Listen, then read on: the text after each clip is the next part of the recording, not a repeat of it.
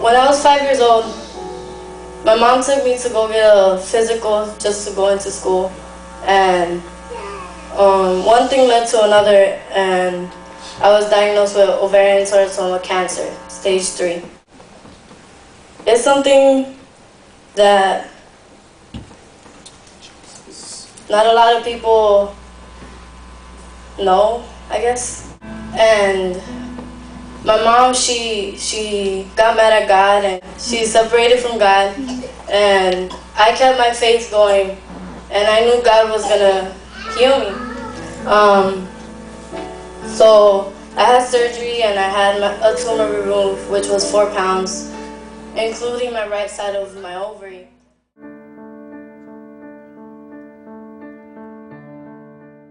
Right after they removed my tumor, I started 18 months of chemotherapy, which is to kill your cancerous cells. Right after my first month of chemotherapy, they had to stop it because I was slowly fading away. So they immediately called Make-A-Wish, and they sent me and my family to Florida, to Disneyland. And they were like, they gave me to my mom, and they said, we can't do anything anymore. She's sent to you to die. Just live every moment like the last. So after a month, we were in Disneyland. Everything was paid for, and we had a great time. I don't remember. I was always in the wheelchair, and they got to go on roller coasters and all that. I went back to New Jersey, and they told me that they were going to be able to redo my chemo stages because I was getting better. So we went back, and I finished my 18 months. Years started passing by. I moved to Hawaii, and that's when it hit me most that I did have cancer. I had it at the time. My hair was growing back. I had tremendous scars that people that don't have it tend to act funny.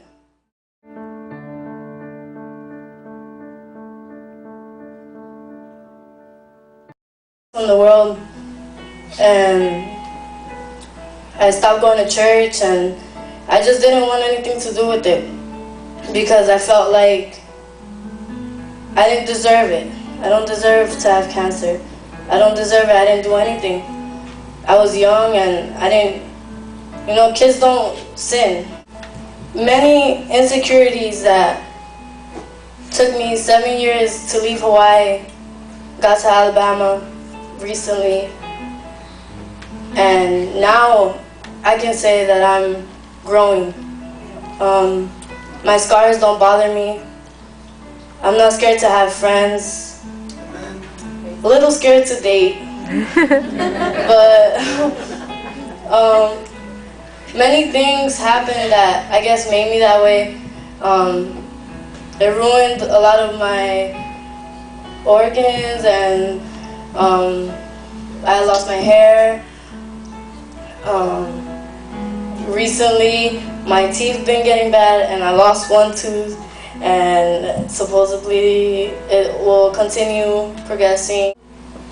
I was leaving Hawaii 2009, and before I left, I wanted to get back into church, but I didn't know how. So my mom told me that Benny Hill was going to be in Hawaii, and you guys know Benny Hill. He's the miracle worker. So my mom's like, oh, we should go, it's like youth night, and you don't know, like something can happen. So I was just like, okay, I'll go. Just to make her happy, I guess.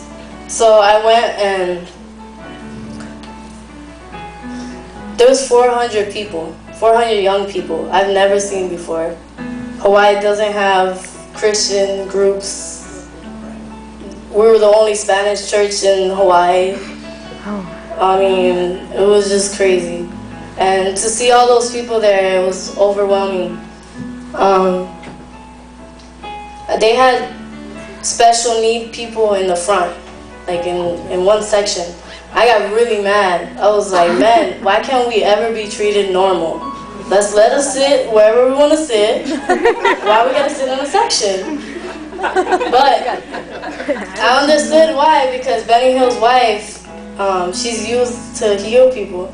So she was walking by and she was healing all these sick people. And I was all the way in the front, like all the way in the back, and I was like, I'm not going up there.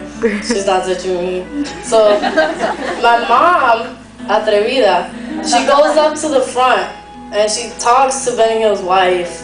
And she's like, oh, I have this daughter that doesn't serve God anymore, and she has cancer, and we believe that she will be healed.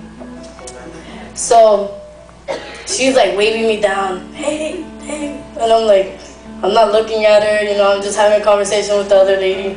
And then she does it so everybody else notices. She's like, hey, I'm talking to you, come here. And I was like, oh, okay. So I walked down the stairs, and then she's like, your mom wants me to pray for you. And I was like, oh yeah, I know. And she was like, do you believe that you will be healed? And I thought about it. I was like, I did, but I don't want to anymore. There's no point. Everybody doesn't like me. Everybody thinks I'm weird. Everybody thinks I'm gonna die. But it was all like a brain war going on. But in a matter of seconds, I replied yes. I was like, yeah, I do want to be healed. And she was like, are you sure? And I was like, yeah. She was like, then you're healed.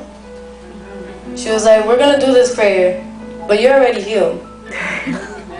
So I closed my eyes and I was like, God, if I'm healed, I mean, let me feel something.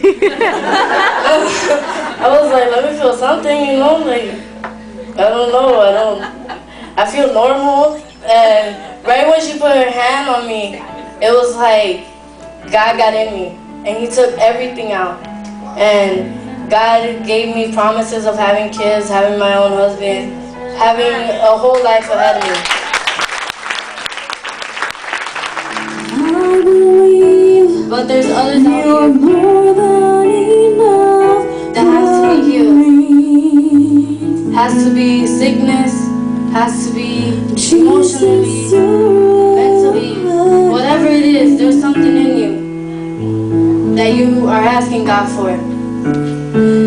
You hold my And he's telling you tonight, he's here. moment. He healed me, he could heal you. You call There's no difference between me and you. see. Both of us are worthless. You All of us are walk with worthless. me through And God saw us. fire. He picked us up from the mud. And He cleaned us. And he uses us for his glory. I trust En lo poco fuiste fiel, en lo mucho te pondré. En lo poco fuiste fiel, y en lo mucho te pondré. Don't let this be another night. Don't let this be another service that you just come to. Listen to the song. If you believe, you're going to sing it.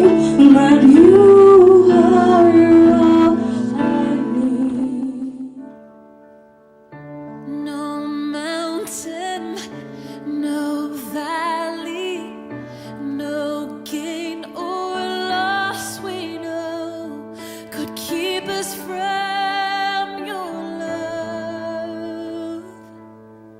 No sickness, no secret, no chain is strong enough to keep us from your love, to keep us from